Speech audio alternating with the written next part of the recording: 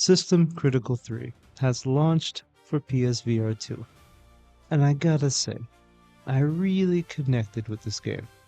You see, the developer's stated goal was to recreate the experience, the magic of the 80s and the 90s, to make a retro game that was reminiscent of Mega Man, but translated into VR. And he succeeded. And I'll get more into that, but in terms of level design, music, feel, guns, it's Mega Man in VR, and it's great. Now, I grew up in that time period. My first system was an NES back in those days, and I played every Mega Man. And so, when I booted up System Critical 3, I must admit I wasn't quite sure what I was about to experience. But as it started up, the nostalgia immediately hit, and I realized there was something special here.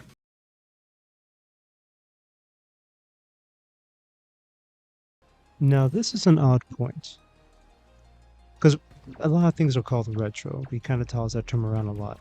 But I think some people don't really appreciate the real difference between retro gaming and modern gaming.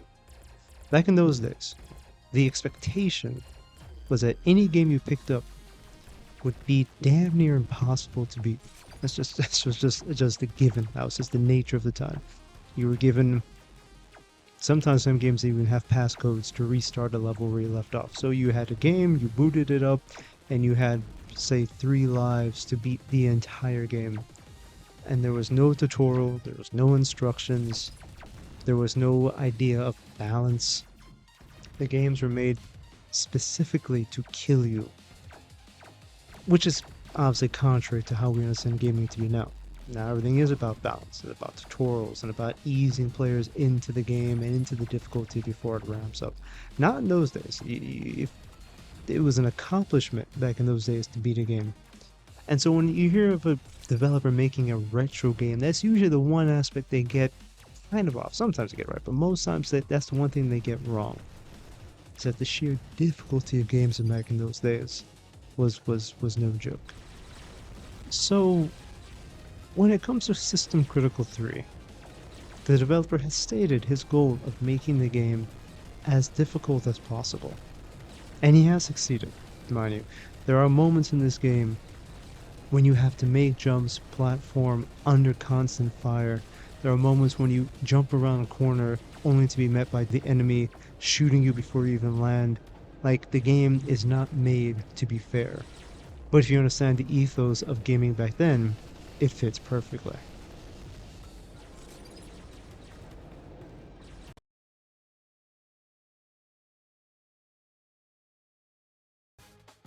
Which then can take us to the level design. Now, even back in those days, when I was a kid playing these games, I used to imagine in my head, or I used to ask the question, how the hell would these kind of locations exist in real life? When you have platforms, moving platforms, you have these verticals and these drops and these falls into bottomless nothingness, and the developer System Critical 3 took that question and has done a brilliant job kind of bringing that to life. I will admit, at first glance, you look at these levels with a modern understanding of gaming and you say, what the hell am I even looking at?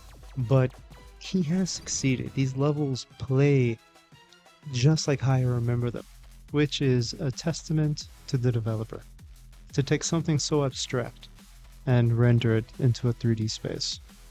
They're not sensible, but they make perfect sense in the context of the game he's making.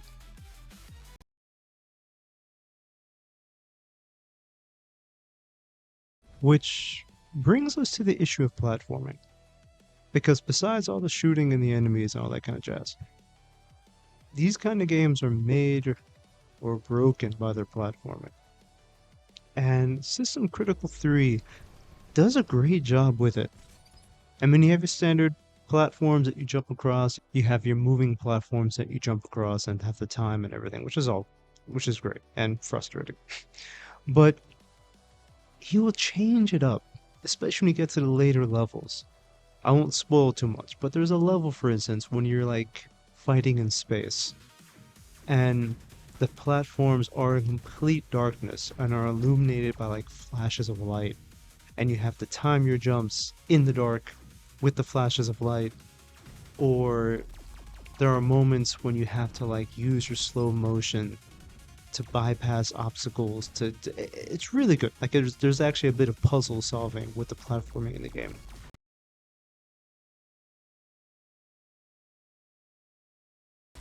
The weapons are also great. You're given two. You're given a blaster, similar to Mega Man. You're also given a pistol, in case you wanted to recreate that iconic cover art for the original Mega Man. But I've kind of just stuck to my blaster. I was going for the full Mega Man experience. And it handles really well. Shoots straight, good feedback. One of the cool things though, unlike the original Mega Man where you have to pause the game to switch between the different fire modes, you can seamlessly switch between them. And it's really good, it's really intuitive. On top of the blaster itself, there's also certain abilities, telekinesis being one of them, and my favorite in the game was this slow motion effect, which kind of turns the game into a bullet hell. Because the game is fast. Typically, the game is extremely fast. And at first, before you get used to the timing of the game, you're liable to get slaughtered. By the end, if you put some hours into the game, you'll actually be able to just start dodging gunfire, because you kind of get used to the rhythm of it.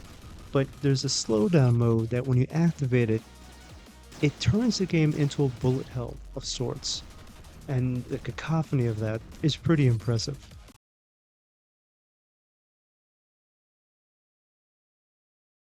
Now, one aspect about modern gaming that doesn't have the same emphasis that it used to have in the old days is music. The power of a good, catchy tune to make a game or a character iconic can't be overemphasized. It was one of the most important aspects of those early retro games. And I gotta say, the developer of System Critical 3, being a lone developer, mind you, did a great job with the music. There's a couple tunes in the game that are catchy, man. It's like something straight out of like Smash Brothers or something like that. Like really, really good.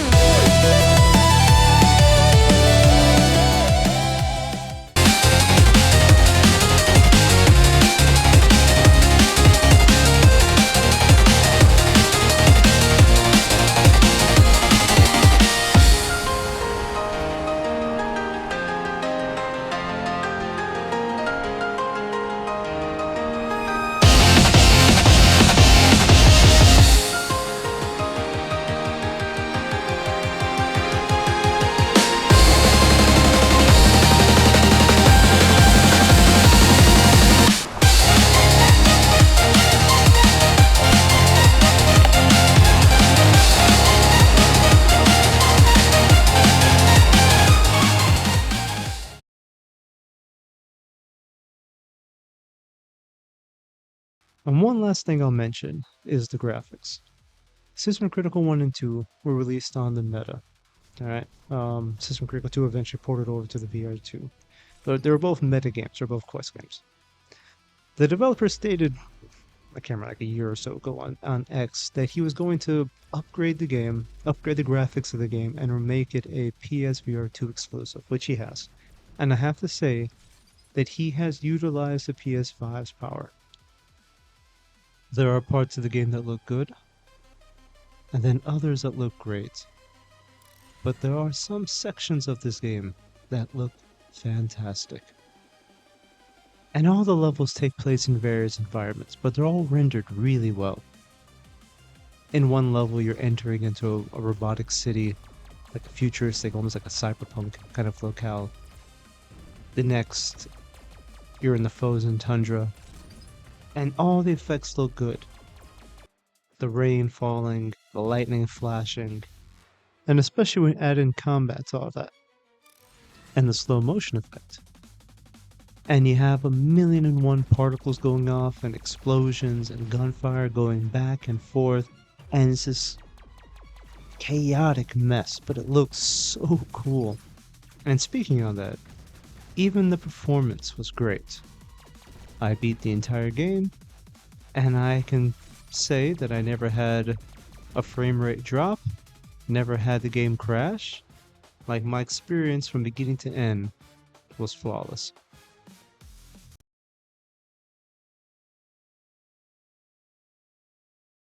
Now, I don't typically do reviews. Quite frankly, I find reviews on YouTube to be counterproductive and kind of stupid. The only time I ever watch a review is just to know if the game works or not, to be honest with you. And so I will say here, the game works. From beginning to end, I've beaten the entire game. The game works flawlessly. You're not going to have any issues with that. The only thing I will review a game for then is, did the developer accomplish the stated goal? The developer stated he wanted to make Mega Man in VR, to translate the old aesthetic and feel of those retro games from the 80s and 90s into VR. And so by that standard, yes, the game is a success. But is the game for everyone? Or can I recommend the game? Can I recommend it? Yes, absolutely. I'd definitely recommend it. Please get the game. Is the game for everyone? Maybe not. And I say that not in regards to the quality of the experience, but more in the sense of our gamer sensibilities. There are people who will see this game, or who will play this game, and will bounce off it immediately because of its extreme difficulty. There's some people who will see the layout of the levels, and it just doesn't fit a normal modern sensibility, and they'll bounce off it. This game may not be for everyone. But anyone who's experienced those old retro games and wants to experience it in VR like I did, should get the game without question. Anyone who wants to challenge himself in VR should dive into it. And on a side note, to extend that further, anyone who wants to support VR in general should buy this game. VR has been on the edge of the precipice, it seems like, for the last 10 years. Like, we're on this constant thing of VR is almost dead, VR is almost dead. And studios are closing here, sequels are being canceled. It happens. It happens in the greater scheme of the industry. It happens in VR too. We as the gamers, we champion VR, and we beg developers to bring games to the headset.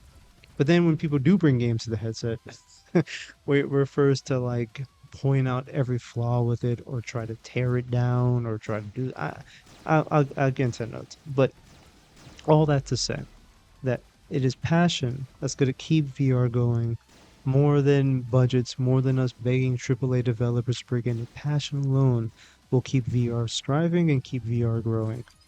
Passion from solo developers like this, passion from small indie teams, and even passion from the big AAA developers. But it's passion alone that's going to keep VR going. Nothing else. And so when I see a developer like this, who, if you read his story, had no history in game development. These are his first games he's ever made, and he's doing this from scratch in his free time. How can we not support someone like this? So, I'm not saying buy games if you have no interest in playing the game. I'm not saying that per se, but show your support. Do what you can. The game is good. The game is great. It's people like this that are going to keep VR going. He's already discussing his next game, showing the passion. As he releases this one, he's already thinking about the next one. Show your support passionate developers, and keep VR alive, man.